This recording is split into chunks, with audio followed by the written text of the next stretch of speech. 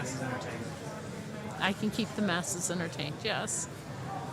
What time does the next show start? I'm getting this stuff right now, so just ask everyone at home if they can hear you okay. Please give a thumbs up if you have good audio for today's broadcast. Sponsored by Fishing the DMV. Of course it's sponsored by me, it's what you... I should mention our sponsors, which are Super Blue Stuff.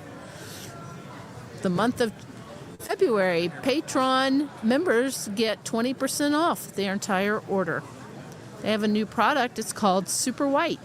And that is the same product without dyes or fragrance. We're down in Augusta County at the Fishing Expo today. We have had some network issues, which is limiting our ability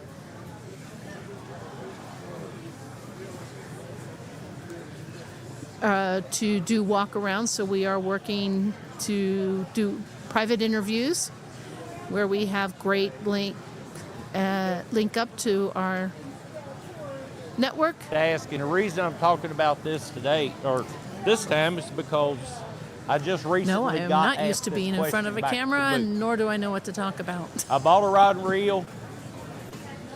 I like it. It feels good, but I can't keep fish on. They won't stay on. I keep losing fish. I get aggravated. I get upset with myself. What action is the rod?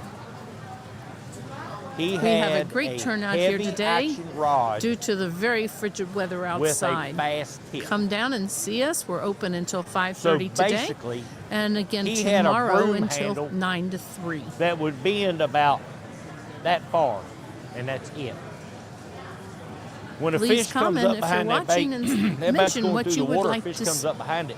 hear about from If this he grabs expo. it, you don't have to give him the who-done-it flipping stick smack. All you gotta do is put a little pressure against him because he's gonna hook himself. What you don't want is too stiff of a rod. I like a medium heavy with a moderate action.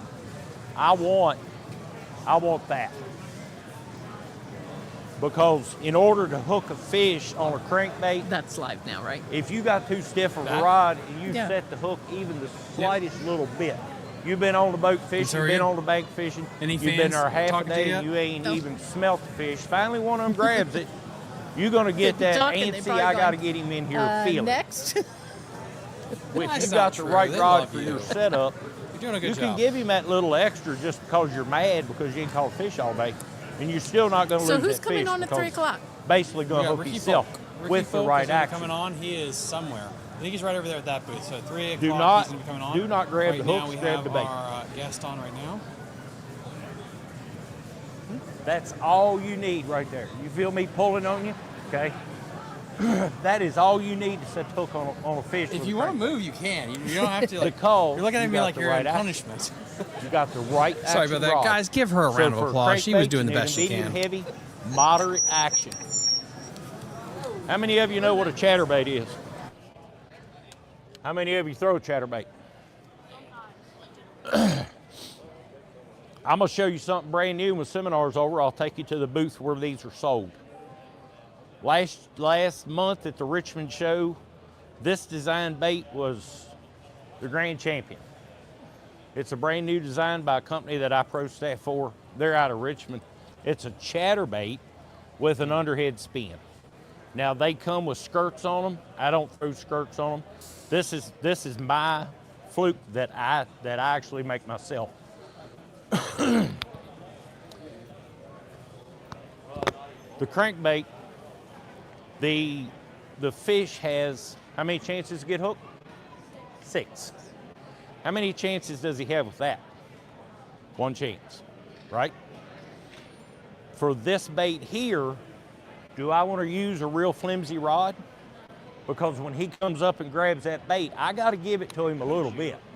Because I got one heavy wire hook that's got to get in his mouth. So for this, now it's still a moving bait just like a crankbait is. You still throw it out, wind it back. But you got less hooks. He's gonna basically hook himself on that. You don't need that real stiff rod. Or you don't need that real limber rod with this. You need a stiffer one. This one here, you can leave this booth and go right back there to that Ranger boat. These rods are back there. These are all Douglas rods. This rod is a medium heavy fast. When you go to a tackle store or you go someplace, you pick a rod up and you read on there, it says medium heavy fast tip. How many of you think that the fast tip means how fast it comes over? How fast it comes over. Is that the way it is? Yeah, sometimes. Most of the time. It's actually not. Fast, moderate tip, slow, moderate, fast, and extra fast. And then we got a really good It question. is not here how from, fast Timmy the Sheridan. tip What comes time's over. Expo over today? I believe It's how it is fast over it goes at, back to its regular 5 p.m., position. guys. Expo So ends if at you've 5 got a p.m. moderate tonight, so rod, come just on like that out one. and say hi. If you Again, got 5 one with a p.m. is when it moderate kinda- flex, what I kinda like to goes. call a 70-30, you can bend that rod a lot further and it takes it slower to get back to its original position. If you got an extra fast rod, about this much is going to be tipped and it gets back to its original position faster. So extra fast means stiffer tip. A lot of people think extra fast means that it bows over faster, but that's not it. It's actually backwards of that. So moving bait, chatterbait, single hook. That's what you got to remember. That's most important about this is single hook. You need something that's you're gonna be able to give it to him. Now, this is a medium heavy with a fast tip. I don't very often throw chatterbaits on this setup. This just happens to be the one that I got out of my boat. I've got a medium heavy with an extra fast that I throw chatterbaits with. This rod I use for skipping a jig under docks. That's why I need a little bit more tip, because naturally rolling it. So I want you to grab that bait. Don't grab the hook, please, grab the bait. There you go. Now see, I can, see? And it's, you can tell I give you more force than I did with that rod, with the crankbait rod. Spinning rods. Everybody starts out throwing a spinning rod, and it's the most hated rod on the market. Because when you flip the bail over, if you don't have your line on there right, all of a sudden all your line falls right off on the ground. Gets a lot of line twist, a lot of this. Now, I do not throw anything heavier than a 1/4 ounce on a spinning rod. I know guys that do, I don't. All of my spinning rods, and you go right to my bass boat and open my rod locker, all of my rods in there, they're all medium action. This part, they're all medium action, but I've got slow. This is a slow tip. That's a jig that I make. I make the jig, and if you want to buy the trailer, comes from this guy right here. He's got them down there in bags. If that doesn't look like a crawfish, I don't know what does. But anyway, when you're throwing a lightweight, bait like this, you need a lot of this. You need a lot of that for casting distance also. And don't worry about, you know, everybody says, oh, that's a spinning rod. That ain't, you can't do anything with a spinning rod. I have caught 6-pounders on a drop shot with a spinning rod, and I've give it to them, Jack. I mean, I've give it to them. I use fluorocarbon line, doesn't have any stretch in it. Monofilament stretches a certain amount. Fluorocarbon does stretch, but it doesn't stretch as much. But I have give it to them and caught them. So for people say, oh, you know, weenie rods and stuff like that, They just don't know what they're doing, basically. So we got a cranking rod, is a, come on, you've been paying attention. Cranking rod is a medium heavy with a moderate tip, right? Chatterbait, spinnerbait, medium heavy with a fast tip. Spinning rod, medium with either a moderate or a fast tip, depending on what you're doing with it. Moderate tip for a drop shot is perfect because they're gonna hook themselves. Fast tip for shaky head, jig, anything on the bottom, you need a little fast tip. You need a little bit more of that part. Any questions? Any questions? How about a flipping stick? Any of y'all, if you don't already, you're probably gonna sometime in your life. You're gonna go flipping into heavy grass. You're gonna flip into a log. You're gonna do all that. I use a heavy. I'm not a tall guy. You see a lot of guys, Martin Villa back here, he's taller than I am. You see a lot of guys using, all the rage is 7'4", 7'6". I'm 5'11". I'm not using a 7'6" rod because the 7'6" rod, I can get the same action in a 7-foot rod and I've got better control of it. I don't have time to control one that's 7 foot 6 inches long. It's just too much.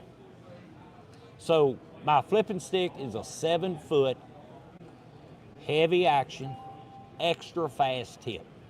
It's like a broom handle. When one of them bites it in a log, I'm gonna do two things on the hook set. I'm gonna get the hook in him, and I'm gonna get him out of where he's at. Because his first instinct is gonna go back to where he was. I don't want him to do that. I want him to come in the boat. So, spinning rods, medium, moderate, or fast, depending on what you're throwing.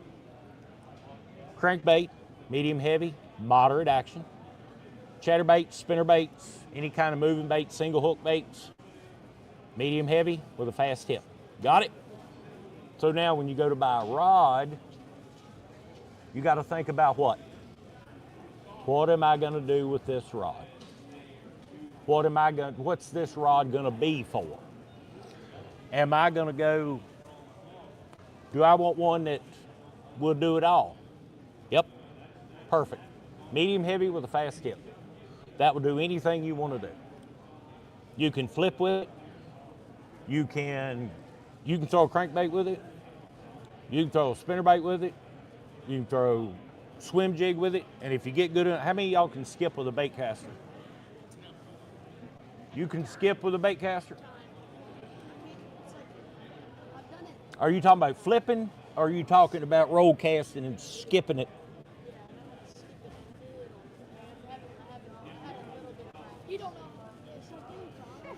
Yep.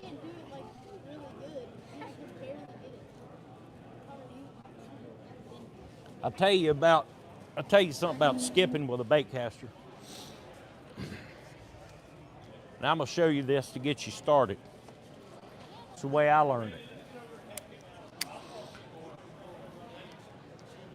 You got two controls on the bait caster. This one here, you tighten all the way down and leave it. This is your drag system. This regulates the force it takes to pull that spool out. This is your braking system. Get you a bait caster, get you a good rod. Now, when I say a good rod is what you can afford. The bait manufacturers, the rod manufacturers, they're going to tell you, you got to have a $500 rod. You do not. I fish tournaments for money. I work a full-time job. It ain't the only thing I do, trust me. I've got a full-time job. But I fish tournaments for money. I don't have a $300 rod. I'm not gonna have a $300 rod. This rod right here is $80 right today, right back there. So, get you one you can afford. Bait casters anymore, they're all the same. They got a braking system, they got a cast control, and they've got a tension knob. Or what I just say it was? Yeah. When you want to skip a bait caster, first of all, you need about that much line out. Now you need to be somewhere elevated. You ain't gonna skip too much from the bank. When you start skipping, there's numbers on this dial. You take that dial and you put it on 10, okay? When you put that dial on 10, you hang your bait on it and you drop that bait and you stop it. This is your cast control. This side gets the bait out there. This side slows it down at the end of the cast. If you don't have this tight, when you're learning to skip a bait caster, if you don't have that tight, you're gonna have a big ball of line right here and you're gonna get a pair of scissors and you're gonna cut it out and you're gonna have to. And then guys, please drop a comment down below. Please let me know if there's any questions or anything specifically you would like to see here at the Augusta County Show. As always, we are battling the internet here. That's why I'm here to kind of be here to pop in and out to make sure things go well. The main setup right here is connected to Starlink. The separate computer is not. So yeah, just bear with us here as we get through everything. We are offline. Refresh.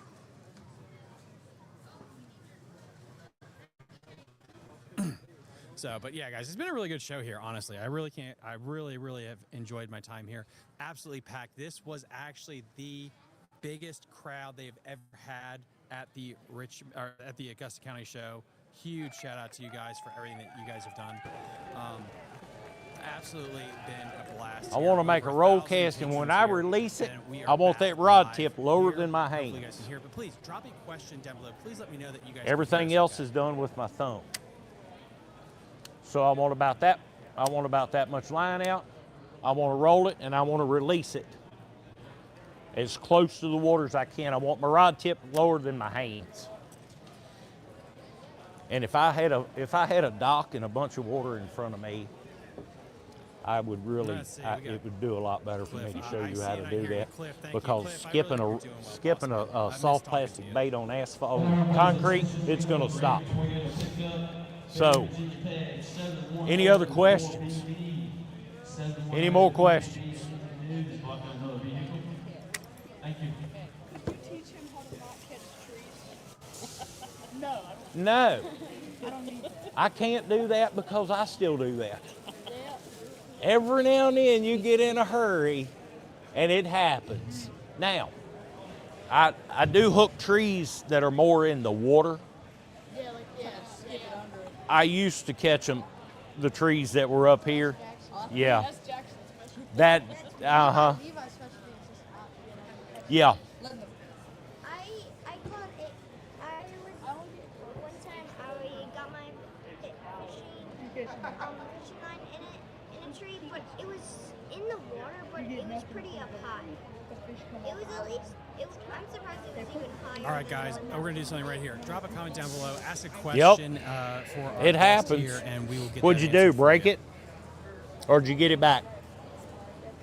Broke it. Yeah. That happens. One time our river got so low that my mom and dad on their wedding they drove their a full I'll cross the river? Mm-hmm. I've done that in a pickup truck. I've made a mess in a pickup truck with it. It is now.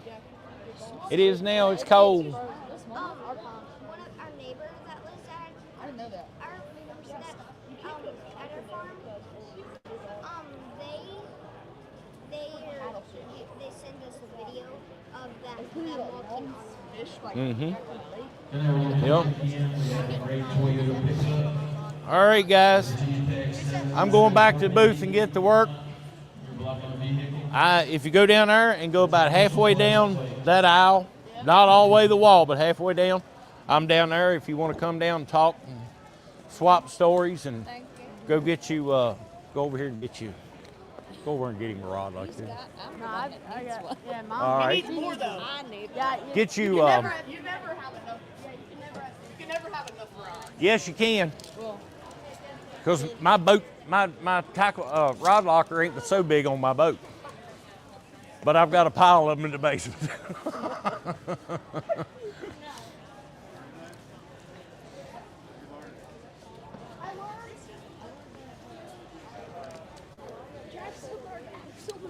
They learned it's better to get hung on a tree in the water than it is on the way up there. Yeah, that is actually, I'm not gonna lie, that is very sound advice there, guys. So anyway, we're going to take a quick little commercial break, and then we're going to be back with our next guest. And again, our next seminar is going to be at 3 p.m. 3 p.m. we have Martin Villa. He's going to talk about advanced bass fishing techniques for Virginia. Again, 3 p.m. today, Martin Villa. Please go check him out. So far, Just let you know, snack bar will be closing at 3 o'clock. Snack bar will be closing at 3 o'clock. there you have it. Snack bar is closing at 3 o'clock, guys. So please come on out, come say hi. We have our next seminar is going to be at 3 p.m., but don't worry about it. We have a special guest coming on for an in-person interview here. We're going to go to a quick little commercial break, a little countdown clock. Please do not go away, and we'll be right back here on Fishing the DMV.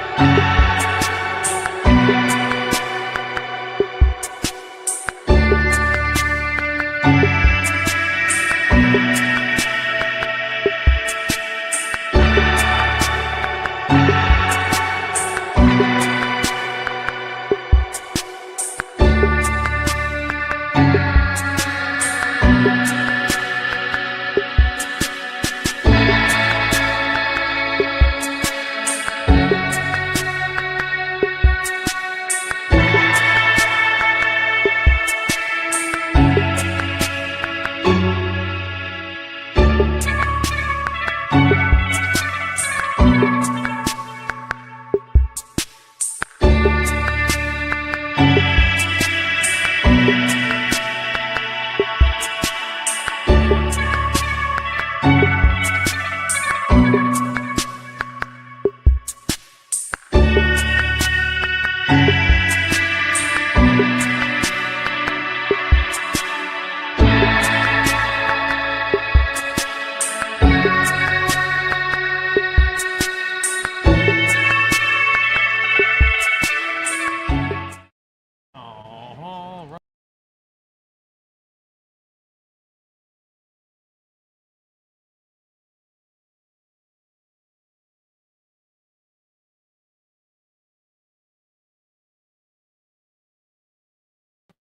That up.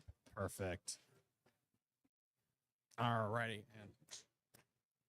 All right, how are we doing today, guys? Good afternoon, everyone. Welcome back to the Augusta County Show. This is actually the best turnout they've ever had in the history of forever. So huge shout out to them. I am joined by the man, the myth, the legend, Ricky Fulk, to talk about life, about what he's been up to in his escapades, and about a little bit about Tiger Crankbaits. So first off, dude, how are you doing? Oh, I'm doing good. Yeah. Just, coming off of coming back from nationals and, having a pretty good time up there and then qualifying for it down on the James at the qualifier. And yeah, that place was a blast. A lot of people, this is probably the first time anybody's talked to me about this, about the qualifier that got me to nationals. And, I was catching 50 to 60 bass a day. And I was fishing 2 creeks, and I was way off the grid. It took me 2.5 hours to troll in one creek and 2.5 hours to troll out. And the other one took me a little over an hour to get in and an hour to get out. But yeah, because they had a camera boat down there running around on Friday, and they could never find me. And that's because I was off the grid.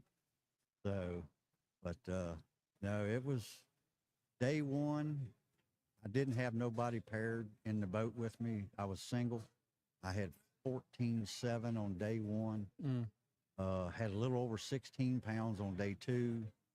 And then third day, I had a little over 13 pounds. And so I qualified for nationals. And then if anybody remembers, a long time ago, I used to fish with Jeff Luger. And Jeff made nationals, so we actually got to stay together as old buddies, fishing together for 20 years and fishing nationals, separate. And up at La Crosse, Wisconsin, and that place is it's kind of like leaving Osborne, and when you're going upriver, you have the wing dams sticking out. Well, all the way down La Crosse, you have wing dams everywhere. Even you just had to watch. I mean, there was a lot of lower units got popped and props got busted, but I did pretty good as far as never being there before, and ended up day one. I had a limit, but I did something kind of silly that morning. We had a delayed flight. So here I am mixed in with 250 boats, and here I am standing on the trolling motor, and I burnt about half my trolling motor up that morning before blast off, which I never do. Normally I get behind the boat, get behind the steering wheel, and just stay out with the big motor, but I got wedged in 250 boats, and it was hard to get out. So I had to stay on the trolling motor and cut my day short that day. I had a late flight, and my day was over at 11:30, and I only had 4 keepers. So for everyone, because I did see a comment that popped up here about this, let's do a quick 5-second backup. How did you qualify for this event? When was this event? Just so we can kind of lead into the storytelling. Gotcha. Yeah, I got probably a little bit too far ahead. No. I got intrigued to it too. Yeah. I like that area. Yeah. No, the qualifier was on the James, and it was in the first part of June. Okay, June last year. Gotcha. Yeah, and then nationals was just like 3.5 months ago, up in Wisconsin. November? October. October. Okay. October, yeah. And so they had 4 qualifiers throughout the United States, and each qualifier, like the one at the James, they only took the top 13, because the field at Nationals is 250. So it was 250 of the best fishermen in the United States through the Bass Nation and the qualifiers. And out of that 250, they took the top 3, went directly to the Classic. Mm. So, and if you notice at Gunnersville right now, Nick Trim is doing very well because he made the elites, and he will be fishing the Classic because of winning national. Oh, wow. So, And like you said, because it ties us up to where we are in the story. You guys, your first time to the back part of the Mississippi River, correct? Yep. Mm-hmm. Your Yeah. first day, did you practice at all? Yeah. Your first day of practice, what was that like being there? Just your first like absorbing that area in that fishery. Oh, it was crazy. I mean, it was grass everywhere. Really? I mean, it was. You had that weed grass sticking up through milfoil, and you had to. And I tell you, if you ever go there, definitely have a good mapping chip that will help you get through this place, because if you would have went up there blind, I don't think you'd have made it that far. Really? Yeah, because I mean the grass, I mean it's thick. I mean, and then you have these little wing dams, and and see, my mapping showed all the wing dams. So that's why I never tore nothing up. But then again, I didn't run like a wild Comanche up there either, not never being there before. But yeah, it was unbelievable. I mean, the fish you caught, if you was to hit lacrosse at the right time of the year, it's frog heaven. I mean, if you love to throw frogs, and we were on the tail end. I mean, there were still guys catching them on top water, but the temperature affected us, and 30 and 40 mile an hour winds, and second day of the tournament, air was 18 degrees. You could sit behind your steering wheel and watch your front deck just start freezing. I mean, yeah, my whole deck of the boat was solid white even before blast off. So, before we get into the tournament, a question that came over on Instagram: when you are in a place like that, or a part of the James River that you've never run before, shallow, how do you navigate it? How fast do you run? Do you do anything differently when you're just trying to get a vibe for the place? yeah, if you've never been on, like, we'll use the James for example, like when you go into an area, and if you have mapping, what I normally do till I get myself a trail, a lot of times I'll just barely idle with my motor trimmed up when I go back into these creeks, because everybody knows that when you see the water out and you see all these trees laying around, and some of them are at the mouths of these creeks, if you don't plot a trail through them trees, get around them trees to get back into these creeks, like chip oaks, there's a couple ways you can get in chip oaks, but if you go in the wrong way, you're going to tear something up. And so, it's good to have good mapping, but you just have to take your time in your practice days and your off days. If you go down to fish the James, just figure out how to get in these places, and just idle your way in. Once you get off the channel, set that boat down and idle in. Ward's Creek is another good one. There's a lot of structure laying out in front of Ward's Creek. But supposedly now, to go into Ward's Creek, you got to go in the upper end, where you used to go in down below and shoot it in an angle, but I don't think you can do that anymore, which I haven't never done that. I've always gone in the upper side of Ward's Creek. And then when you get down in that area, I don't take a risk. I won't shoot the chute. I always go around that towards the Appomattox. You got guys that'll go across the sandbars. I'm not going to do that. I mean, but then, you take a lot of them guys that's been down there for years, they can shoot that flat. I'll just stay in the channels and figure out how to get into the creeks my way, and that's trimming my motor up and just easing in. That's how I would recommend going in to any creek off of James. And then, guys, yeah, if you got a question you want me to ask Ricky, please let me know down below. Also, just drop a question like, how's the audio? You want me to raise it up, raise it down? Can you hear us okay? What's the max speed that you're running like on the Mississippi? Are you going flat out in practice, or are you kind of really cutting it? I'm taking my time, you know, mostly 40, 45 mile an hour, but I'm watching my mapping. I'm zoomed way in. And when you zoom way in, that cuts your screen down. So if you get going too fast, you can outrun your, you know, your little boat on the graph. So I usually bring my zoom in and then I just slow down. So and that gets the tournament. You said snow on the back deck. Yep. Well, snow on the front and back deck. I mean, it iced up and it was cold. I mean, day one, we had 30 to 40 mile an hour winds. I think it was 20 some degrees that morning. So, and then in day two, I was just actually sitting behind the steering wheel and you could see my deck just starting to freeze. And by blast off, it was solid white. But I mean, the guys still caught them. I mean, I was fishing the mouths of creeks is where I found my fishing. But what I found up there in La Crosse was if you were in the deeper water, because see, with all that cold front, them fish started moving out.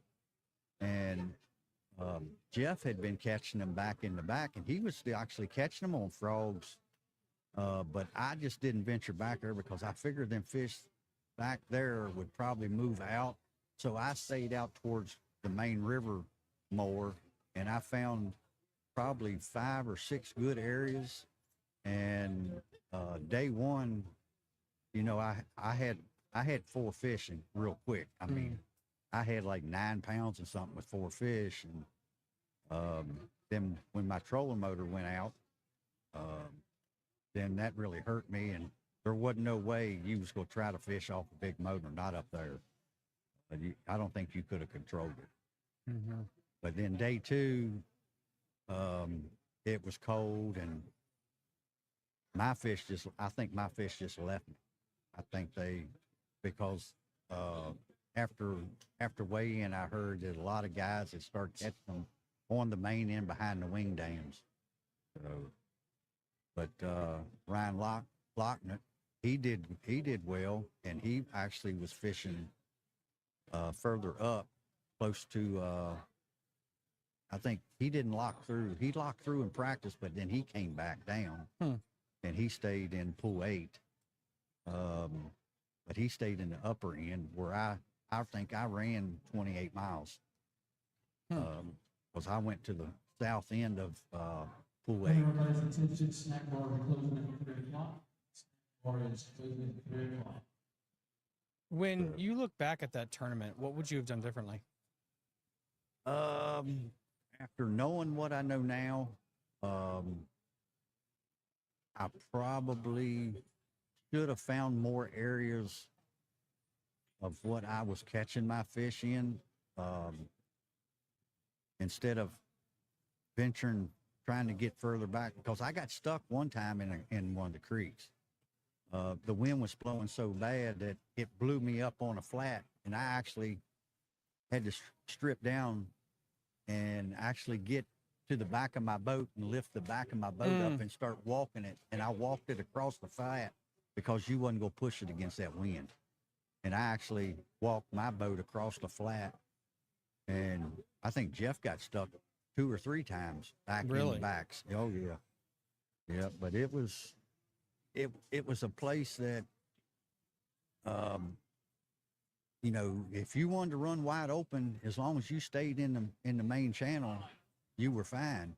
But once you went back in them creeks, I didn't stay much up on plane because, you know, in them creeks, you don't know where a log's laying or anything. But, you know, there again, you know, I idled in and idled out, you know, got me a trail, and then I ran on plane coming out because I knew I wasn't going to hit nothing the way I was running. But no, no, and then I probably would have fished a little more time in the upper end of Pool 8 instead of spending more time down in the lower part. Because I think if you could have, because further up Pool 8, the water was deeper, plus you had more docks. And see, basically, I was just fishing deep creek channel banks and close to the edge of the grass. But man, I'm telling you what, if you want to go catch some pike, you can catch some pike on Lacrosse, because I can tell you, for every bass, I probably caught 5 pike. Really? Oh yeah, it was pike heaven. That's crazy. Yeah, it was a bunch of them. What was the water temperature like? Water temperature was in the high 40s, low 50s in that tournament. But it was weird. I mean, they would eat a chatterbait is what I was catching most of mine on, chatterbait, and I was cranking some, but what I found is chartreuse and white with a gold blade for some reason worked for me. If it had a silver blade on it, I couldn't get bit. If it had white in it, or was chartreuse, but the baits that I like to throw down here, for some reason, they didn't want that style chatterbait. Black and blue was a good color. Green pumpkin, chartreuse and white was what I was throwing. It seems a little cold to be chatterbait weather. Is that just because they're northern fish? I don't think 40 degrees and chatterbaits. Yeah, well, I think a lot of it had to do with being in the north with the fish. But, I mean, look what they're doing at Gunnersville. Mm-hmm. You know, this week, they're catching low rolling chatterbaits down there, so, and catching fish. But no,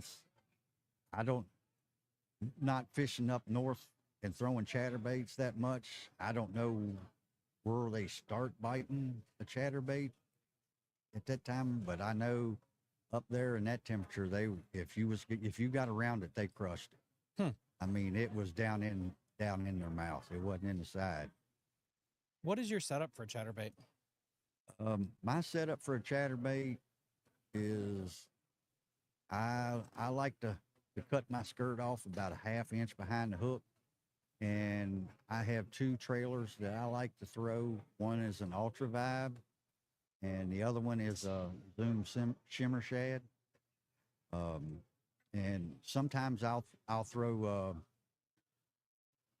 John Cruz's what is that, hog Tamer, hog trough? hog, that, what is that, spunk shad. Missile, baits, spunk shad? Yeah, I think it's a spunk. Yeah, that's it. Spunk shad. Yeah, spunk shad. That's usually a pretty good bait, but that's about the only 3 trailers I'll use. But to throw a spunk shad, the only time I'll throw that is if I'm skipping docks. So Why? it's just something about the spunk shad. I mean, that and the shimmer shad, it keeps the bait more tight. You don't, like with the Ultra Vibe, you get more of a erratic wobble. With the spunk shad, there's nothing back there to break, so it pretty much just runs. True. You know, more truer, because when you're skipping under docks, I mean, you got cross members and all that stuff, and you'll get hung up a lot. But so that's about the only time I use those baits, is when I'm usually fishing docks. Interesting. When do you switch to a spinnerbait, if ever? Oh, I have one spinnerbait that I keep tied on all the time. It never comes off that rod, and that's always in my arsenal. I throw, and normally I don't throw a 3/8. It's ½ ounce all the time. I'll throw it on the Chick, the James. I'll parallel docks, floating docks mostly, like down on bugs. I prefer a spinnerbait over a chatterbait a lot at bugs. That's a spinnerbait lake for some reason. Yeah. Oh yeah, they love spinnerbait. But, you know, and fishing around wood a lot, I'll throw a spinner bait over a chatterbait because, especially in stained water, you get more of that thump. So that's, you know, that's when you determine whether you're going to throw a chatterbait or a spinner bait, is whether you need more vibration or you need less. Cleaner the water, I won't very seldom pick up a spinner bait. Water's too clear, you know, I'll stick with the chatterbait. That's just my preference. Everybody has their own, but that's just the way I like to use the difference between a chatterbait and a spinnerbait. And normally, if I do throw a spinnerbait, it's going to be a chartreuse and white with blue in it. Why blue? I don't know. It's just, I can take that spinnerbait and, I mean, Jeff actually named this spinnerbait Money because anytime I throw it and I'm on them, I mean, I'm usually going to cash a check or something like that, but it's something about that spinnerbait that I can take it in muddy water, clean water, and still catch fish. It's made by, it's a Terminator super stainless. I got a bunch of them because now they're hard to find. So hopefully I live long enough to use all of them that I have. So I'm glad we talked about that because I think it's fascinating, like how, because of live scope and on the, sorry everyone, because of live scope in the national scene, everyone's about the minnows and pinging a minnow and stuff. I get that. But again, because I cover regionally, it's interesting that last year the spinnerbait just won so much money for, you know, bigger tournaments like U-Fish, kayak, smallmouth tournaments, everywhere the spinnerbait did well. And I think it's because of the water conditions. Like, we had a lot of rain from April to June. It felt like it just never stopped. And I think that did help favor that kind of technique or different techniques like that. Yeah. Gotcha. So, but yeah, like, I don't know. It's, with that said, when would you consider a chatterbait, water temperature wise? Do you think it goes as low as 40 degrees?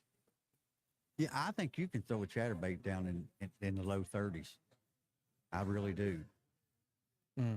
I think if you was to variate your speed, I mean, I believe you can catch pretty good in 30-degree water. I can't sit here and say that I have done it, but I can tell you, I believe you can do it. What do you got coming up this year? This year I'm gonna be fishing the cat trails.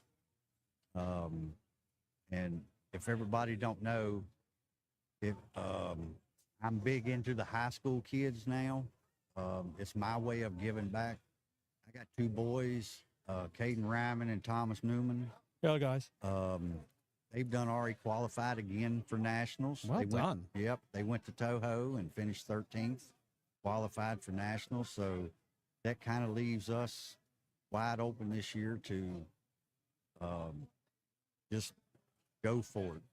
You know, this year we don't have to worry because they've already made nationals, and Thomas is already committed to Wabash University. He's going there in the fall, and Caden still got one more year. So this will be an interesting year with the high school kids this year, and they're going to Santee because they've already signed up to fish there in the open. But yeah, I tell you, if you get a chance to fish with the high school kids, you wouldn't believe how much fun it is to just sit back and watch, you know, especially when these kids are having a good time. And, you know, the things I've seen after going to nationals with them at Clark's Hill. I mean, Bass takes care of these kids. I mean, it's super fun just to be a part of it. They do a really good job for it. And what got you now? About 500 years ago, guys, when you first came on the show, we talked about this. This would be a little bit of reiteration, but what got you into the high school scene? Well, you know, I after hanging around up there at Jake's Bait and Tackle, and you know, getting to know Jared a whole lot, and you know, and he just said something to me. He said, "Have you ever thought about you know, being a boat captain for a high school?" I was like, "No." I said, "But I'd like to try it." So he got me into it, and I think the kids got me hooked more than the kids are hooked. I mean, you know, just it's just fun to see, you know, kids getting excited. I mean, yeah, I've been around fishing, and I'm not saying I'm better than, you know, a lot of the other boat captains, but, you know, I took my experience and showed them some stuff, improved their fishing. I mean, I'll have to say this, that I was very proud of them too when they went to Toho and they did what they did, because what they did is that they learned from me of when the fishing is tough and you run around all over the lake and you're not catching no fish, and you pulled up on a spot and you caught 2 fish and then you got off of it. Them boys went back to that spot. They had 2 spots that they only caught fish at, and they stayed at the one spot all day. And that's how they qualified for nationals, because they knew from when we fished on the Chick, when I set the boat down and them boys caught 20 pounds and we never fired the boat up again till it was time to go in, they remembered that sometimes you don't have to run to catch fish. There's fish there where you're at. Is that a lost art? Is that because of just the kids nowadays or technology, or whatever? It's like you got to just keep running new water and never. Yeah. And that's what I see today is you know, I can set my boat down and I can hear boats running, you know, up and down the river. And, you know, there's still a true saying today, why leave biting fish to go catch fish that aren't biting? You know, just because, you know, and that's just like fishing the James. Everybody has a saying, run the tide, run the tide. Well, I never was a tide runner. I just knew places that I needed to be when the top water was at certain levels in order to catch fish. That doesn't always mean that you have to run the tide. You know, you might pull up on a spot and this spot might be good at high tide, but it's not good when the tide's going out. But you can, I mean, I've run up the James and I've turned around and run right back down, because I knew that the better fish was at a spot when the tide was completely out, because that's when they would bite, and they would get so far deep when the tide was so high that you couldn't catch them. So that's my thing about fishing the James and the Chick, is I have my little way of fishing it, and everybody else has their own way of fishing. But we'll see this year how things go, because I'm fishing the Cat Trail on the James this year, and all of them are on the James, and they start in March. So, plus, it's just something about the James, and I just like the James, and it's treated me well. You probably won't see me in the James until after middle of April. I'll probably fish in the Chick, because the bite is usually good there till right before the spawn, and then I'll go out in the James. What do you think this cold weather is going to do to the James River? This cold water, or this cold winter, I guess, because it feels like this is like the coldest winter we've had in a while. If anything, I hope we don't have a big fish kill. With all these creeks freezing up, and I could see that possibly affecting the James, you know, because sun can't penetrate the ice, and fish need the sun in order to, you know, live. So hopefully there's not a big fish kill. Fingers crossed there. I mean, you know, cut down on the bugs. It's definitely going to cut down on a lot of the stuff. Yeah. But yeah, we shall see how that goes. If people want to follow you or anything you want to hype up right now while I have you here. So Tiger Crankbaits, what else new do they got? Well, Tiger Crankbaits come out with this. We've been working on this probably for about a year and a half, and it's, like I said in the seminar, it's called the the Harvey hammer. But what's unique about this thing is I played with it a lot, and it's a certain count. There's 22 strands in this skirt. Now, I'm a type of person that I like for my skirt to pulsate, but and putting your trailer on it too. But what I also like is this underspin, and a lot of people probably thinks it don't work, but I've tested it and I've took pictures of it and filmed it underwater, so I know this thing works. And what's unique about it is if you're bringing a chatterbait across the log, a lot of times your jackhammers or your chatterbaits want to roll over and then they hook the logs. This little thing right here is going to kick this bait up. When you hit a log, it's going to kick up. I'm on it today. Always make sure you drink plenty of caffeine before you talk all day long. There we go. There, that shows up nice and pretty.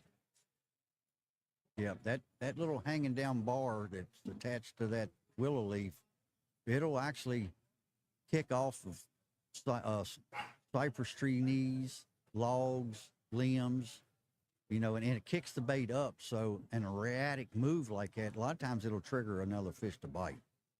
How do you decide the size of the willow leaf blade? Well, that's pretty much fixed. It's not something you're probably going to want to change. We just found that combination works well together, and I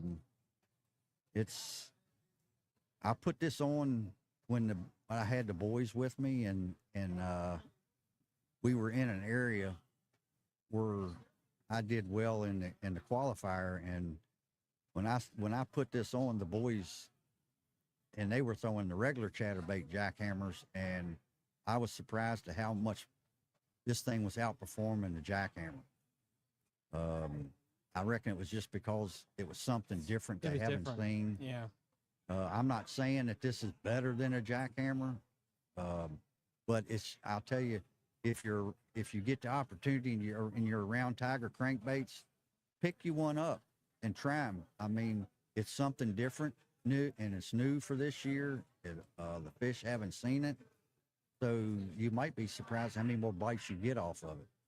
And I think that's so important now in 2026, where having that little different look is so important to get a few more bites. Like, I think that's where we're at with fishing. Oh yeah. I mean, I don't care what you're messing with in fishing. Everybody has this little nick that they do with every bait that they use. Everybody's got some kind of a custom little deal or something that they want to do, with a drop shot or a wacky rig or, however they rig stuff. And it's, just figuring out how to do something different to put one more fish in the boat is what it's all about anymore. Just finding something different and something that works for you. It really is. It really is.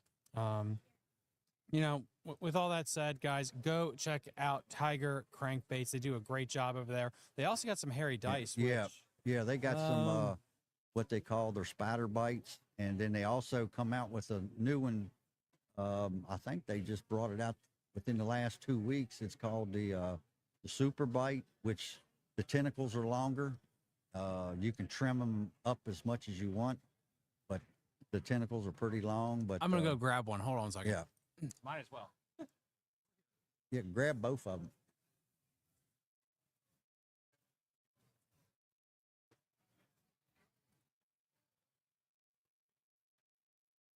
But yeah, if y'all get a chance, go check out Jake's Bait and Tackle. From what I've been seeing, they've got a lot of new things in the store. But yeah, definitely. And all you kids out there, if you're looking to get into a fishing high school division, there's plenty of ways to get hooked up on that. You can talk with Jake up there. You can talk to Jared up at Jake's Bait and Tackle, or get a hold of your local Bass Nation director. But yeah, here's the the spider bite. That's the spider bite. And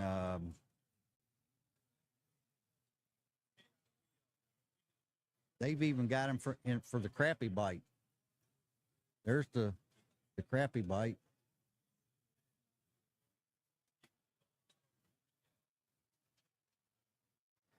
But they got on in all assortments of colors and everything else.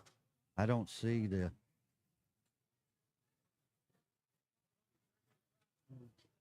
But yeah, they got one that's got super long tentacles on it. So, one question that came through is do you have experience throwing these dice, and how do you like to throw them? Well, I like throwing these on a drop shot, and then also I found a hook, and instead of just taking a hook, you know, and stick a hook through, and then get you some nail weights and stick into each side of this on how fast you want these to fall, and you can hook them up. You don't even have to put them on a drop shot. You can just tie on a straight barb hook and hook the bait through it, and just countersink your nail weights into the plastic, and that'll adjust your fall. And they work. They do, guys, and it's the same thing. I really think the magic behind like a jig, the skirt, is the same thing here. It's that pluming action, because when this thing drops through the water, and it's not super heavy, it has that movement. Yep, it just looks like a bunch of tentacles, and I think it's just something new that the fish are seeing, and I think they just want to kill it. Because with those things, they're so fine. Like if a fish breathes on it, it'll undulate and move. Oh yeah. And I see this with smallmouth a lot, because you guys know up where I'm at in Western Maryland, we get highly pressured smallmouth. They will nose up to a bait before they hit it, and I think when they nose up to that and they can just see all those tentacles moving, they'll commit to it right away. Yeah. It's just, yeah, I don't know. I didn't have hairy cubes on my bingo list of something I would be throwing when I was a kid, but I mean, we're here now. So, and you're right, it works, dude. Like it really is a difference maker in some of these events that you're seeing. Oh yeah. I mean, the Japanese guys swear by them, and you know, it just, us American people sometimes are just hard headed to get on the bandwagon. But I think a lot of them are now. I think they are too. But dude, I really appreciate it. Yeah, where are you gonna be next? Or do you get a break? Yeah, I get a break. Yeah. From Richmond to here, and then I think I'll be in Hopewell in 2 weeks. At Oh, the is that Hopewell- tournament? That flea market. Oh, flea market. Yeah, but no, my first tournament, then I won't be on fishing my first tournament till March.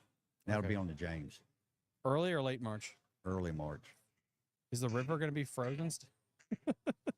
I'm not for sure. I Yeah. hope not. Yeah, me too, dude. All right, guys, we're going to take a quick commercial break, and we're going to be back with our next guest. All right, we'll see you guys soon. See ya.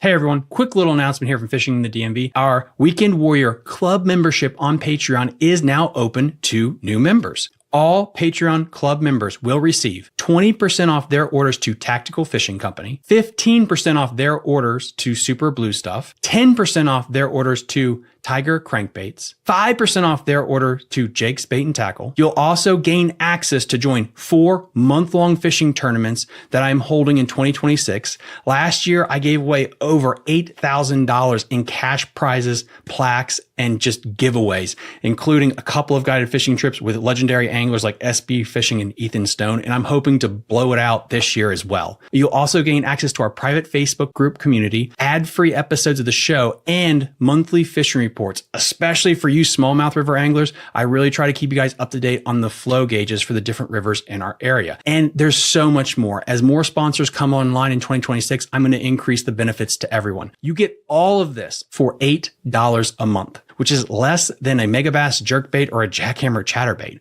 And I'll sweeten the pot. If you sign up for the whole year, I'll give you 15% off your membership. 15% off. Guys, this is just a way I can say thank you to everyone that helps support and keep this show going. Link in the episode description. Thank you so much.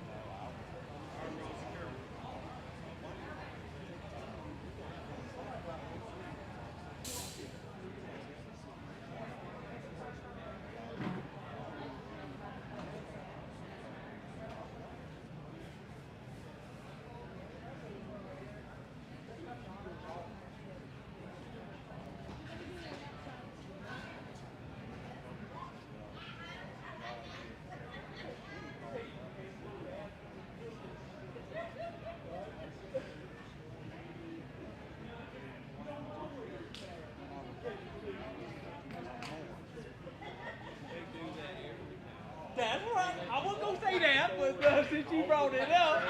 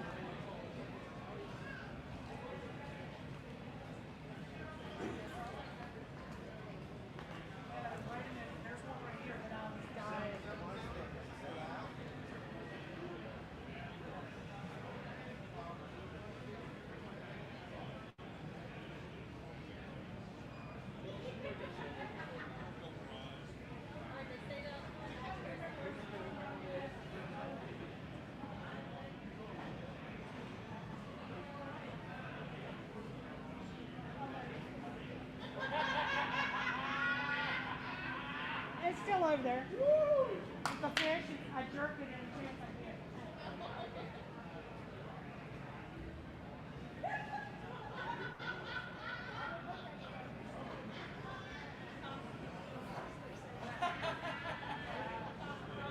around here for a second. Come right here. We got you.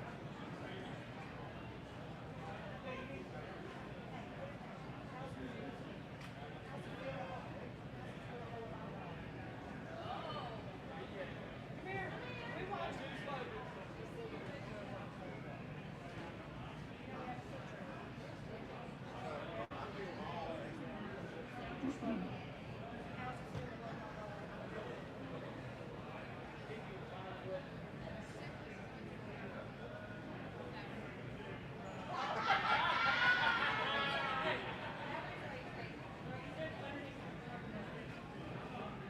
Yeah, right there.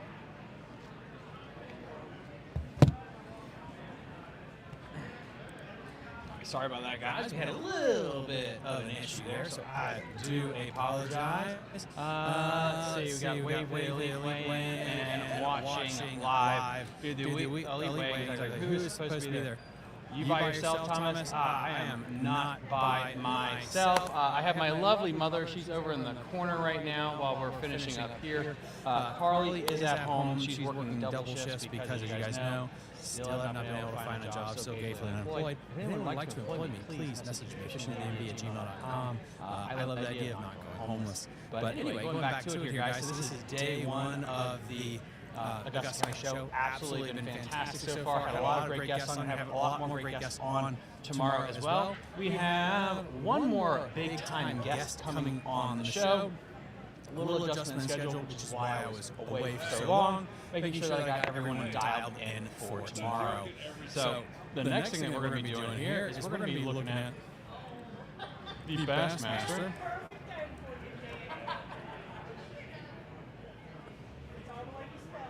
All right, I want to see what the leaderboard is looking like right now. All right, here we go, guys. Let us take a look at the leaderboard shared screen.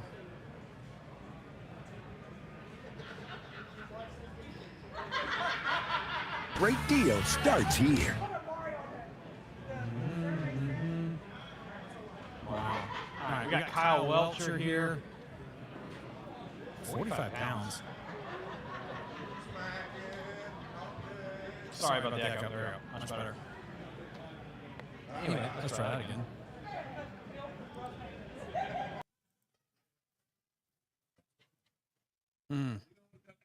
Dude, that looks 45 pounds. Oh, wow. That's crazy. Oh, dude, you're good. All right, guys. We have our...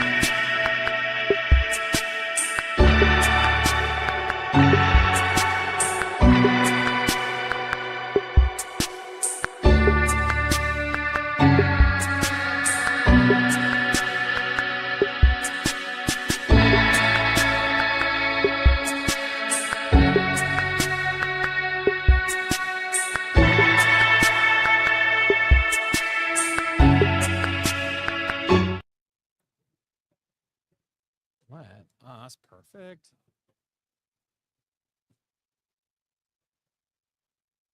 The power of perfect. All right, and that's pretty much got it in the shot, and we'll get it in the shot the rest of the way.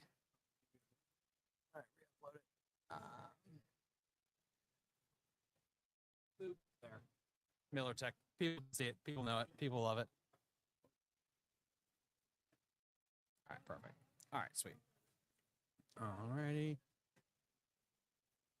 Perfect. All right, can you hear me okay? I got you. Sweet. All right, let me do a little clap so I can sync up the old cameras for later. All right, guys, we are back here finishing up the good old Augusta County show. Again, this was the best event they've had so far. They had over, I believe they said over 1,200 people so far have crossed the doors. An amazing event. I'm here with another absolute local legend, and we're going to hear some stories. We're going to talk about some batteries. So, sir, if you could introduce yourself to everyone, who are you and what's your story? Well, I'm Rick Williams. I was born in Richmond, Virginia, and that's still kind of my home. I live over in Sandston next to the airport. So I guess you could say James River and Chickahominy are my home bodies of water, you know. I remember fishing very, very young as a child, and there's just always been something about fishing in particular that has just drawn me to water. And I really can't put a finger on that, but it is what it is, man. I love it. You had a really exciting tournament that happened this past year. Why don't you just, for everyone at home, kind of set the stage? What's the story before you got to the water? How did all that come to be? Well, I have been wanting to move from the back of the boat to the front of the boat. And I'm going to tell you what, if to do it right, it's kind of a long walk. And what I mean by that is I was a co-angler for a very long time. And between the finances and the time off, it takes a great deal of both to be able to be functioning at a competitive level at the front of the boat. And I've had a lot of guys that have taught me a tremendous amount.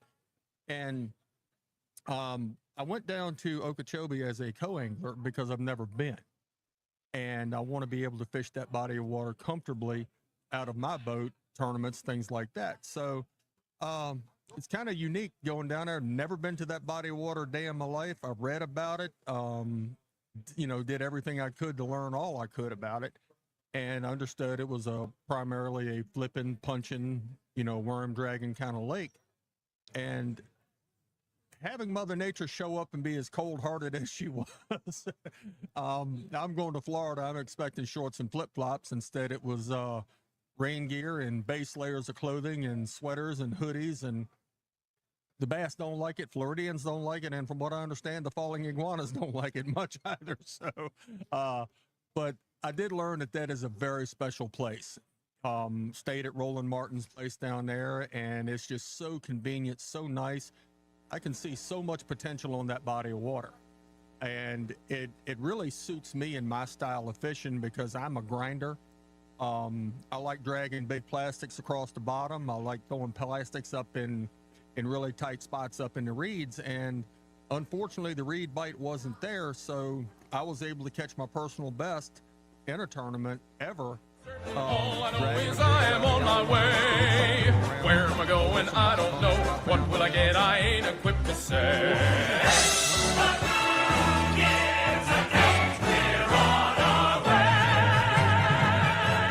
Toyota trucks. Let's go places.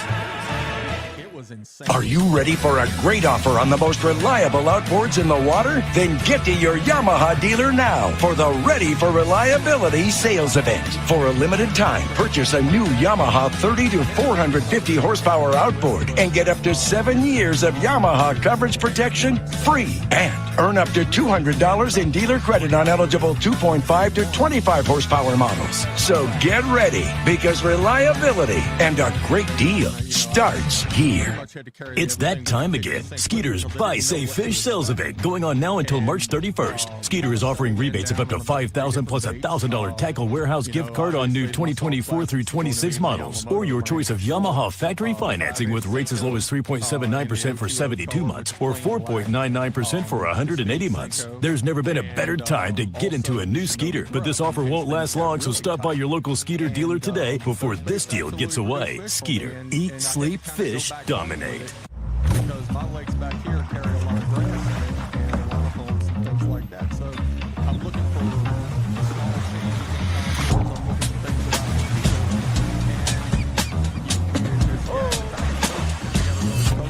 I can do.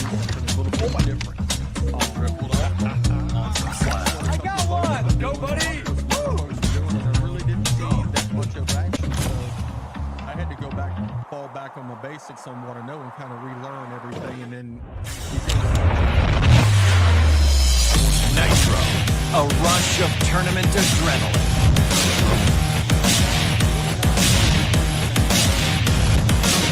Nitro, the choice of champion, where performance meets play. Nitro, a big water beast, a pure fishing machine. Nitro, release the champion within. Is your trolling motor working for you, or are you working for your motor? Minn Kota Ultrex trolling motors are built to outmaneuver anything, so all you have to focus on is the bass. Steering with unrivaled precision from an ultra-responsive foot pedal, getting you to the fish day after day, and turning any spot into a stronghold season after season. Minn Kota Ultrex is built to fish. It's more than a boat. It's a one-way ticket to Lunkerville. It's a reason for a 3-day weekend. It's a memory-making machine. It's a sunrise from the water. It's an adventure waiting to happen. It's a child's fishing 101 course. It's a new perspective on the outdoors. Because it's more than a boat. Read the situation and let the fish tell you what they want versus having a predetermined notion of it. I think you have to be versatile whether you're in the front of the boat or the back of the boat. I think that's a key to it. And the changes I made between day 2 and day 1 were I eliminated a lot of tackle, and I stuck to pretty much 3 rods all day. One was dragging that Shinobi grub, another one was flipping a Senko, and another one was the speed Senko. And the key was the speed Senko all day. I mean, that was my big bite bait that got me to fishing championship Saturday, which is never a bad thing. Mm-hmm. And I learned quite a bit about that body of water, and you know, I can only have good things to say about it, but being able to fish that bait slow on the bottom, I think was the big difference, and throwing it in places that you wouldn't ordinarily think about. Because I watched one of the guys I was fishing with throwing a bait kind of to the outside of some individual reeds that weren't in the main concentrations of them, and he got bumped a couple of times, and I'm like, that makes sense. The bass have definitely pulled out. So I started throwing open water, and then I found a couple of humps, and you just kind of feel them and read the bottom with it. And about the 3rd cast over top of that one rock, bang, that's that 3-pounder. And then about 5 casts later, it was bang, there's that 7.2. And that was the deal maker for me. So it was just, I think, being able to do something different about that. And you want different, you got to do different. Looking back, what would you do differently? Leave a lot of tackle at home for starters. Try not to have any preconceived notions about Okeechobee in Florida, everything that you've read about, because those lakes are as susceptible to weather fronts, probably more so than any other area, because Florida carries some stable, warm water most of the time. And trying not to lock myself into any particular pattern and force a bite that just wasn't there. And back home, if I'm fun fishing, if I'm not getting bit on something in 10, 15 minutes and I've got 0 action, I'm changing. Something's different. You know, I know if I caught them like that yesterday, something's different today. What's making that different? And being able to dissect that. So I think that would be one of the things that I would definitely do different, is look a lot harder at what I didn't get done on day 1 to try to make those adjustments for day 2 and make them sooner and be more disciplined about it. There you have it, guys. You have, well, the elephant in the room, but what is your story and your relationship with MillerTech? MillerTech, I came across these through a very good friend of mine, Tim Horton.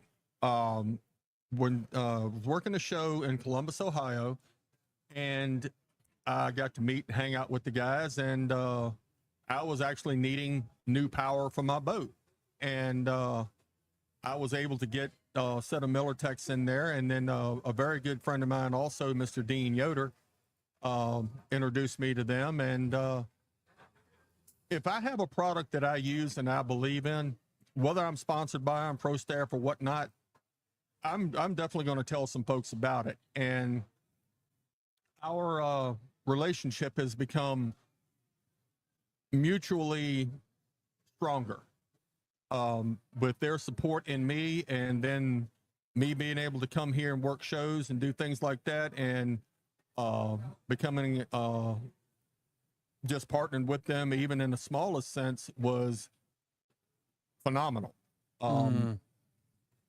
At my age, you pretty much have one shot at doing this the right way. So you try to surround yourself with great people, great products, and something that you're happy to put your name on. And the other thing is they have to believe in you. Yes, 100%. And if you're sitting here, and this is whether you're new in this sport or not, take this to heart. If you are going to represent a company in any fashion, do it out of genuine knowledge, love, and support for that product. You can't fake it, because people will see right through that. If I know Miller Tech, I run them, I use them, I know their story, had conversations with them on the phone, talked to Dean at length, and with this company and their business model and what they do and their warranty and their level of customer service, which is par excellence, it's phenomenal. I'm truly blessed to be a part of it. I really am. So when I have an opportunity to do my part, and that is give back that term in the industry, ROI, return on investment. If they're going to invest in me, I'm going to give them back 150%. And I do that with any of them.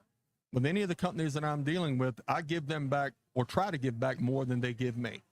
And I just think that's how it needs to be done, because there's 10,000 other people out there that would love to be where I am. And if anybody thinks I'm not grateful for that, they're sadly mistaken, because I thank God every day for the doors that's been opened for me, opportunities to chase this little green and brown fish all over the place, and the people who've helped me do that. Yeah. You know, and I have a very grateful heart in doing that. I'm thankful. You know, my family is my biggest supporter. Am I where I ever wanted to be? Not as high as I wanted to go, but nobody's going to have more fun trying to get there than me. And when I have people like Miller Tech, you know, it just makes that job so much easier. You know, I get to represent a brand that is known nationally, and with those great people there, you know, you can't say enough good things about them. You know, whether you're getting a 40 amp hour 12 volt battery, or you're getting a 60 amp hour 36 volt battery, their warranty, their customer service, they can meet and match anything that you need to do in your DC power industry. So awesome stuff.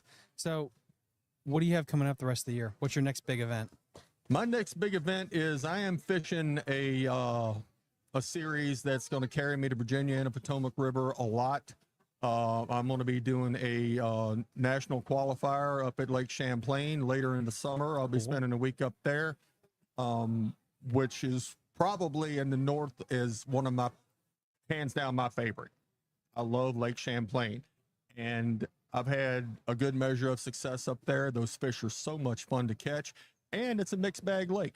You know, you can largemouth, smallmouth, and you've actually got, if the wind blows up, you've got some protected areas that you can safely fish and still do well. It's one of the few pure mixed bag lakes that there are. Like, I mean, honestly, like as we're talking, I'm trying to think, there's not a lot of them in the United States that you have a solid chance of winning with a mixed bag. It's very rare. I have a video I posted a while back. I weighed in, I think it was like 19 pounds, and I had a dead fish penalty. Still trying to figure that one out, because that 4-pounder broke my heart. I hate having a fish die, especially a smallmouth. Yeah. Their growing season is so short, and it takes them so long to get that mature age. You try to take care of these fish as much as possible, but that was a mixed bag for me that day. You know, I had largemouth and smallmouth. I had a largemouth that was a little over 5 pounds. And from that place, you don't never know. You know, and a name you're probably familiar with, Mr. Nick Hatfield. I fished with Nick up there, 7, 8 years ago. Wow. It's been a while. And that was a memorable day. The man taught me a lot. I mean, yeah, I'm about twice his age or more again, but I had a ball fishing with that guy. And we hopped over on the Vermont side, and both of us were just pegging big largemouth out of the grass. And, you know, it was just laughing and cutting up. You just don't ask for a better day. You know, you're culling out smallmouth with largemouth, and, you know, it was very memorable. And then to watch Nick move on up to the level of success that he had, which after fishing with him, I knew wasn't going to take him very long. You know, he's a solid guy. No, that's awesome stuff. When it comes to batteries, trolling motor wise, what should people be looking for if they're running a 36-volt trolling motor? Probably how much you're actually going to stand on your trolling motor and your style of fishing. Me, I run the Power Pole Move trolling motor. Run a pair of the 36-volt, 60 amp hour batteries in it, and being able to trust that I can lean on that thing through the anchor mode or move long stretches if I'm power fishing or whatever the case is, knowing that I've got enough power in reserve. And the beautiful thing about a lithium battery is it's going to give you every piece of power it's got until it doesn't. And I have yet to get into a situation where I can kill these batteries. I've fished some of the windiest days. I fished a tournament down on Bugs last year, and I really got to the point where I could barely hold on to my waypoints, but my batteries never failed me. And I had my motor set on about 65% most of the day, just trying to hold and maintain. And when you're out there, you got so many things that you're trying to focus on. And when you have your power that you know is going to be there, that's one less thing you've got to worry about, be it for the 12-volt system or your 36. So one of the things that you got to look for is your amp hours, what you're actually going to need. And the folks at Miller Tech, if you have a problem and say, look, you know, I only fish a small tournament here and there on a Tuesday night, or, hey, you know what, I'm fishing a full series this year, but I'm leaning on my trolling motor a lot. A simple phone call to them will help you figure all of that out, and they can help you design the system that you need based on that. And they will not try to oversell you on batteries just to make a sale. They're going to give you what you have to have and make it work. Right on, dude. Thank you so much for coming on. I mean, I really appreciate it. Again, if people want to follow you, or if there are any sponsors you want to shout out, please do so. Well, you know, if you can see the top ones right here, you know, I've got a big shout out to Rapid Fishing Solutions, Yamamoto Baits, let's see, Willow Oak Lodge, you know, and Phoenix Rods. I mean, the whole gambit that I have on my jerseys is people who believe and support me and have supported my high school team that I coached in the past. And I thank you guys so much for all of that support and the love that y'all show. And if anybody needs, or you have an interest in a battery, hit me up on my social media. It's Rick Williams. I have a YouTube channel, which is going to be, it's called Beyond My Bow, numbers 214. And that is going to be more of a how-to channel, and not just a, hey, come watch me catch fish channel. I'm going to be showing a lot of folks how to do certain things, maintain your ride, your boat, and just in general things that you need to do to make your ride safer and better and your time on the water more productive. So, you know, I'm surrounded by good people. I try to do right by them. And you know what? That recipe seems to be working. It always does. Treat other people good, and it'll always come back to you. And that's what I love. I call this my fishing family. And that's exactly what it is. I mean, you'll have people that will reach out to you that you never know that you have affected or touched and that have followed you. But if you need something, they're there for you. And if they need you, you're there for them. And that's what I love about the sport. There's no politics, there's no hate, there's no nothing. It's just love for our sport, and we support each other. That's what I love it. It doesn't get any better than that. That's why we do it. That's exactly why we do it. It really is. Sir, I mean, thank you so much for coming on. I really appreciate it. Guys, thank you, everyone that had joined me all day long, over 8 hours of streaming. This will be, of course, re-uploaded later on. I'll polish it up and throw up some better audio. And we will see you Sunday morning, bright and early, for day 2 of the Augusta County Show and Expo.